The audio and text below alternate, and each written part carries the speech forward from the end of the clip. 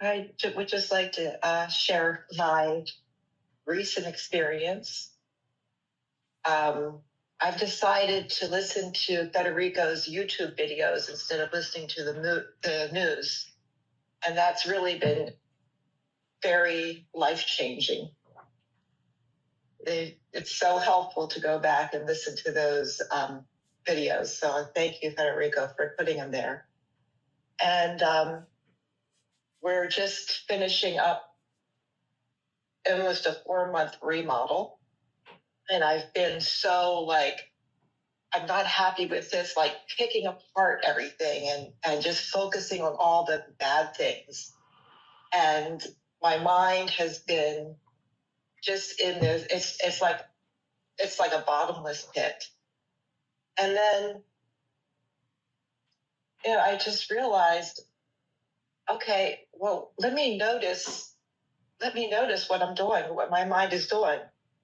And as soon as I noticed that, and this just happened today, as soon as I noticed my mind keeps going into this loop of picking apart everything,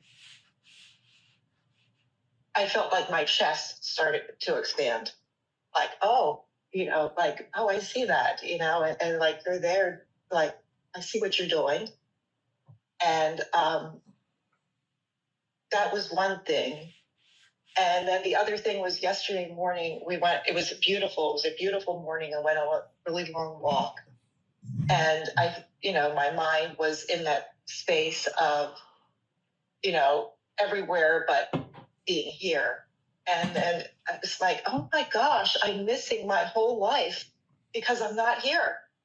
And I know we say it all the time, but to have that realization, oh my gosh, I'm going to get to the end of my life and realize that I missed it because I wasn't here. I was everywhere else but here. And it was just, it's there's so many, I was telling my husband, look at all of the beautiful things around us, and I said, let's just say positive things. Let's say things that we love instead of everything that bothers us. And he goes, well, that's fine for you. I'm glad you. So I'm like, okay. I guess we all have to come to our own conclusion. But anyway, thank you for listening. Just wanted to share that. It's been, from last week to this week, it's just been a complete 180. Whatever we give our attention to is our reality. It's so simple as that. It's not very complicated. And we, maybe you have a good example without any judgment. Maybe if you observe an attitude shared by your husband, and he says, well, that's good for you, but not me. Then as you understand, that's clearly everyone has their own path. So we must continue to create our life in a way that is what we find useful. So we find it useful to suffer until we get fed up with it, and then we find it useful to not suffer.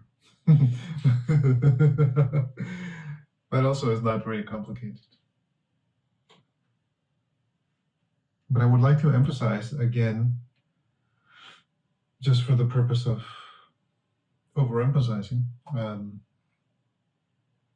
what we call our mind does not exist.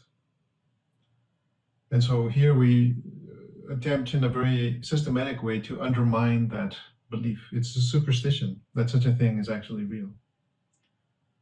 But that's only because we identify with it. And that is maybe what you are seeing. I give my identity, my energy, my life to that. But that has no life. It has no energy of itself. It's got nothing. It is nothing. And yet we constantly feed it. We believe in it. Activities such as watching the news, that's its favorite activity. It's feeding itself through the negativity. Oh, and that happened, and the injustice and the horror, and it loves that. Then you are actually feeding it. So when it goes hungry, it starts to attack other people, tries to victimize them and drain their energy. Or you can just turn on the TV. Or you can sit outside and watch people pass by and judge them, you know, emphasize their failures, emphasize the little twig in their eye while the log in your eye prevents you from seeing anything.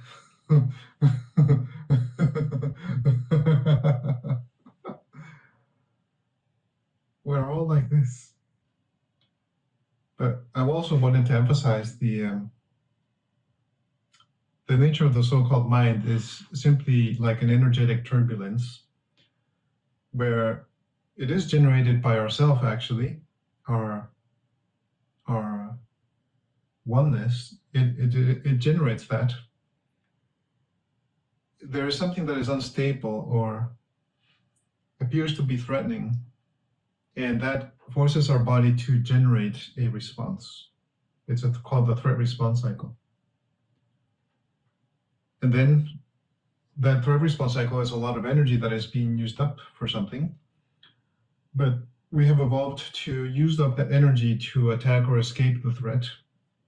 But instead, in our society, we are forcing ourselves to become immobilized. And in this immobilization, the energy is not just dissipated, it remains. It remains and it has to do something. So what it does is it generates this imagery that we call thinking. You see, that is the activity. Well, I must do something. Well, okay, I can't run away or attack or escape. Okay, so I will become immobilized. But then even in that imaginary state, it's sort of like a hypnotic state in our nervous system.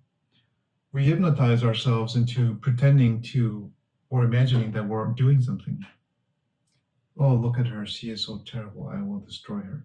And that gives us a sense that we're actually doing something. We are being protected. You see? Of course, in reality, we are not being protected. Our intelligence is being diminished. Our heart is shut off. Our chest and our face are no longer together. We have become less than human. But if we simply reflect on our own experience at this very moment, at this right now, we can testify that we are alive and we are safe, we are together, and we can be open to discovering new beautiful things about ourselves and others, about life, about the world. Discovering that perhaps I've been identified with something very negative is actually very beautiful. You're seeing that. It is very beautiful. Oh, there is a way out. That is great.